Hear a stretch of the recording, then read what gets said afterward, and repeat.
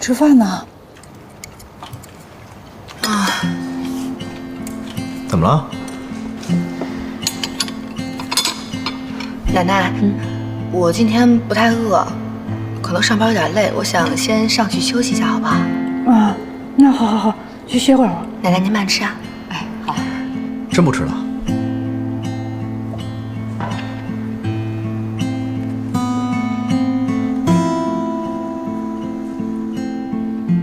哎，我怎么看着锦溪好像有些不开心的样子？你是不是又惹她了？哪能啊？我怎么能惹他呀？锦溪可是个好孩子啊，你可不能欺负他。哎，奶奶，我知道，现在他有您罩着，我哪敢惹他呀？那你还让他做清洁工啊？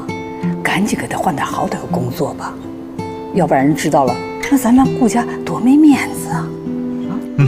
我知道了，回头我就安排。来，吃个鸡腿。好。贺锦溪啊，贺锦溪，你跟南宫琉璃之间的恩怨跟我有什么关系？